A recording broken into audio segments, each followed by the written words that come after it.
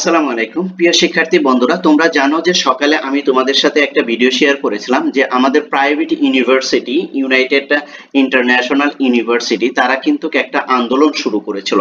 এই আন্দোলনটা কিন্তু তারা কিন্তু এর আগে থেকেও তাদের ক্যাম্পাসে কিন্তু করে আসছিল এবং তাদের কর্তৃপক্ষের কাছে কিন্তু তাদের দাবি দেওয়া কিন্তু আগে থেকেই তারা দিয়ে আসছিল।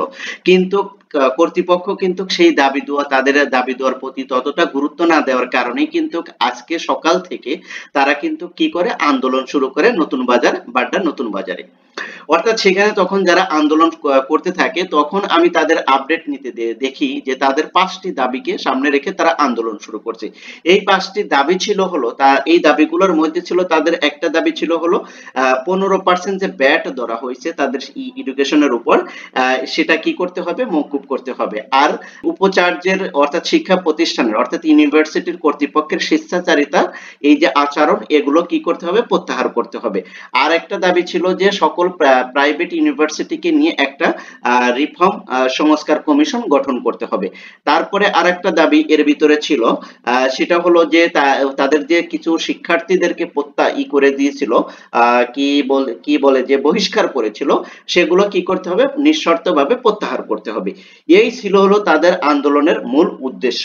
সকাল থেকে তারা আন্দোলন করতে থাকে। একটা পর্যায়ে নতুন বাজারে দেখা যায় যে তাদের সড়ক অবরোধ করার কারণে আশেপাশে এলাকায় কিন্তু প্রচুর পরিমাণ যানজট সৃষ্টি হয়।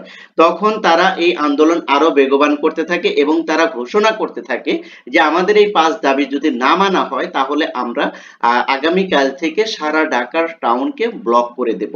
অর্থাৎ পুরো ঢাকা টাউনকে অচল করে দেওয়ার ঘোষণা তারা দিতে থাকে। একটা পর্যায়ে তাদের সাথে পুলিশের লাঠিচার্জ এবং বিভিন্ন হয়। তারপরে তাদেরকে আশ্বস্ত করা হয় যে তাদের এই দাবি দেওয়া নিয়ে কথা হবে, অর্থাৎ আগামীকাল অফিস টাইমে যখন ভিসি এবং অন্যান্য কর্মকর্তারা আসবেন তাদের সাথে কথা বলে একটা ডিসিশন নেওয়া হবে। কিন্তু শিক্ষার্থীরা সেই ডিসিশন মানতে নারাজ। তারা বলে যে আজকেই আমাদেরকে ডিসিশন দিতে হবে। একটা পর্যায়ে যখন এ বিষয় নিয়ে আরো টাইম পাস করতে থাকে, সর্বশেষ আপডেট আমি যেই নিউজটা পেয়েছি সেই আপডেট নিউজটা হচ্ছে হলো ইউনাইটেড ইন্টারন্যাশনাল ইউনিভার্সিটির শিক্ষার্থীদের বহিষ্কার আদেশ প্রত্যাহার। ওকে, সর্বশেষ আপডেট হলো যে তাদেরকে যে বহিষ্কার করেছিল এবং তাদের যে 5টা দাবি ছিল মোটামুটি সব দাবিগুলোই তারা কি করছে, মেনে নিয়েছে এবং এই মেনে নেওয়ার কারণে হয়তোবা আগামীকাল থেকে আর আন্দোলন হচ্ছে না। যে সর্বশেষ যে আপডেট সেটা আমি যদি তোমাদের সাথে যদি একটু শেয়ার করি প্রিয় শিক্ষার্থী বন্ধুরা, দেখো শনিবার 21শে জুন রাতে বিশ্ববিদ্যালয়ের রেজিস্ট্রার ডক্টর মোহাম্মদ জুলফিকুর রহমানের সই করা এক বিজ্ঞপ্তিতে এ তথ্য জানানো হয়।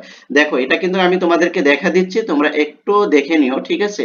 এই যে সব কিন্তু প্রত্যাহার করে নিছে। আমি কিন্তু দৈনিক শিক্ষা .com থেকে বলছি, ঠিক আছে। এটা কিন্তু একটা বিশ্বাসযোগ্য আমাদের ওয়েবসাইট এবং পত্রিকা বলতে পারো, ঠিক আছে। এখানে দেখো এই যে এখানে বলছে আন্দোলনের মুখে উপাচার্য বিরোধী আন্দোলনে জড়ানো শিক্ষার্থীদের স্থায়ী বহিষ্কার আদেশ প্রত্যাহার করলো ইউনাইটেড ইন্টারন্যাশনাল ইউনিভার্সিটি। শনিবার 21শে জুন রাতে বিশ্ববিদ্যালয়ের রেজিস্ট্রার ডক্টর মোহাম্মদ জুলফিকুর রহমানের সই করা এক বিজ্ঞপ্তিতে এ তথ্য জানানো হয়।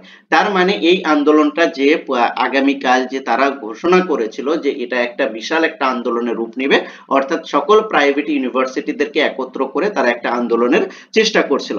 তবে সর্বশেষ গুড নিউজ হচ্ছে যে বিশ্ববিদ্যালয় কর্তৃপক্ষ এটা মেনে নিয়েছে এবং তাদের দাবি দেওয়া সম্পর্কে সবকিছু জেনেছে এবং মেনে নিয়েছে এবং শিক্ষার্থীদের যে প্রত্যাহারের যে বিষয়টা ছিল সেটা কিন্তু তারা কিন্তু বহিষ্কার আদেশ থেকে প্রত্যাহার করে নিয়েছে।